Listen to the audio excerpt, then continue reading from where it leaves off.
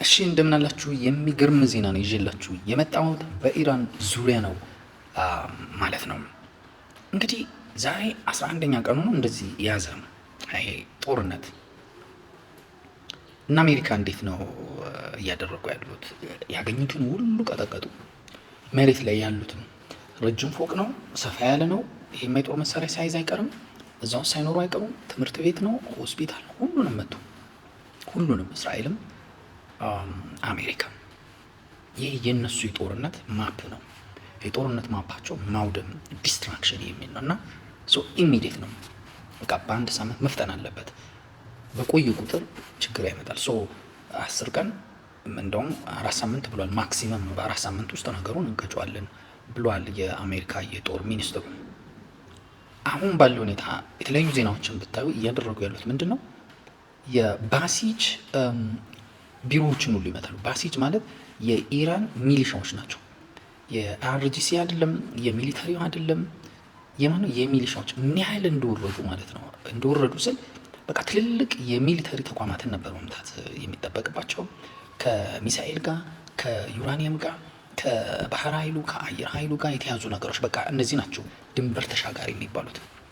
እነዚህ ሚሊሻ የሚባሉት ማህበረሰቡ ውስጥ ያለን ነገር የሚጠብቁ እንደዚህ ብዙም ድንበር ተሻጋሪ ያልሆኑ አደረጃጀቶች ናቸው። እነሱ እስከዛ ድረስ ነው የመጡት እና ህዝቡን ሰላም በመንሳት በመንግስታቸው ላይ እንዲነሱ የሆነ የማወክ አይነት ነገር ውስጥ ነው የገቡት። እና ከዚህ በኋላ ምንድን ነው መምታት የሚችሉ ሰው ዋት ነው ጠያቂያችሁ። ዩራኒየሙን አልያዙትም፣ መንግስትን አልጣሉም። ኢራን እንደ ሀገረ መንግስት እየቀጠለች ነው። አሲ ገቨርንመንት ስቴት ማለት ነው።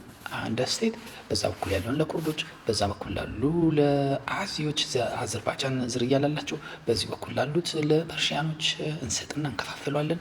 ከዛ በኋላ ካሁን በኋላ ምንም የሚባል ኢራን የሚባል ነገር አይገኝም ምናምን ብለዋል ሲል ነበር። የኩርዶች አደረጃጀት ግራውንድ ኦፕሬሽን ይጀምሩ ሲባል መነሻው ይሄ ነው።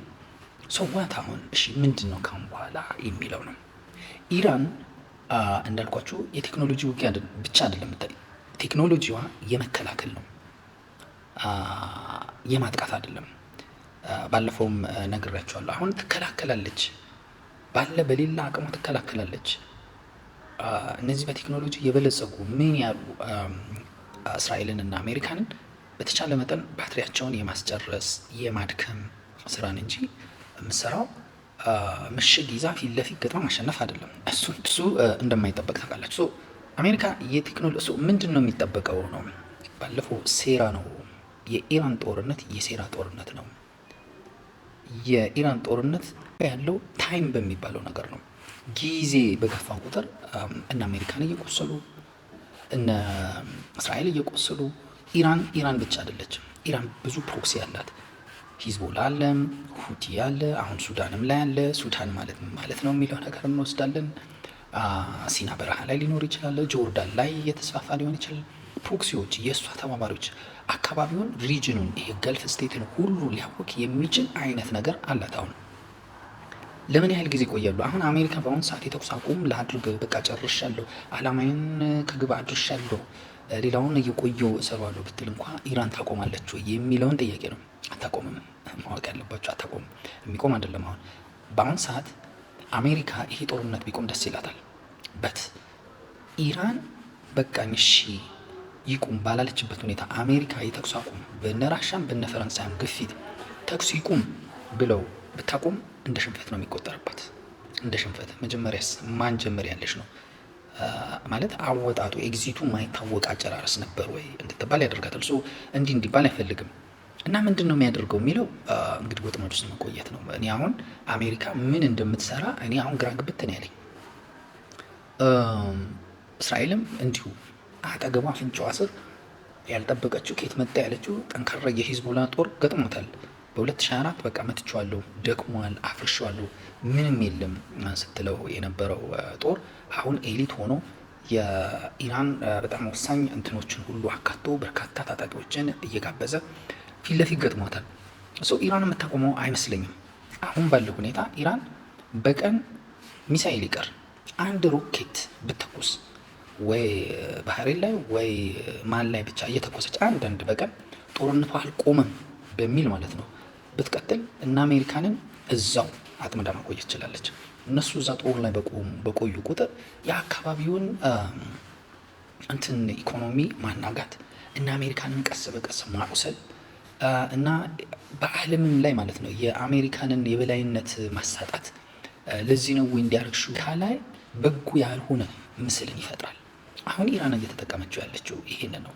ብትቆይ ነው የሚሻላት ጦርነቱ ላይ ለኢራን። በነገራችን ላይ አንድም ሮኬት እየተኮሰች አንድ ሚሳኤልም እየተኮሰች ስትችል ሚሳኤል አይ ግድ የለም ብላ ደግሞ ከፈለገች ሮኬቷን ወይ ደግሞ የሰው ኃይል ዝም ብላ እያሰማራች በተለያየ መንገድ ብቻ ጦርነት ላይ ነኝ አላቆምም በሚል መንፈስ ብትቀጥል ለኢራን የተሻለ ነው።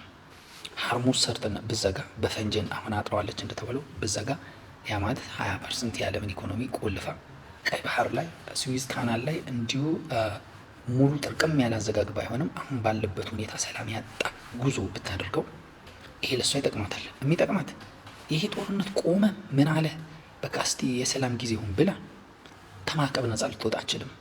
ከመገለል ዓለም አግልሏታል። የአውሮፓ ሀገራት በሙሉ አርጂሲን አሸባሪ ብለውታል። የተለያየ አይነት ግፊት ይደረግባቸዋል። የኢኮኖሚም የፖለቲካም ጦርነት አለባቸው እነሱ። ይሄ ጦርነት ቢያቆሙ በቃ የተኩስ አቁም እናድርግ ብሎ እንኳ ቢያቆሙ ከማዕቀብ ነጻ ሊሆኑ አይችሉም። አሁን ባለበት ሁኔታ ግን በብላክ ማርኬት ይሸጣሉ፣ በተለያየ መንገድ ይሸጣሉ እና አሜሪካንን እንትን ይላሉ፣ ይጎዳሉ። ሀርሙዝ ሰርጥን እንደፈለጉ ይዘጋሉ።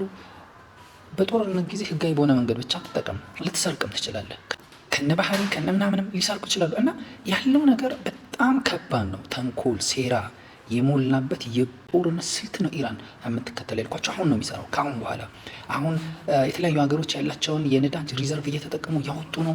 120 ነበር ከትላንትና ወዲያ፣ ዛሬ 88 ገብቷል። ግን ይሄ የሚቆይ አይሆንም። ያላቸውን እያስጨረሰች ነው እና ከባድ ነው።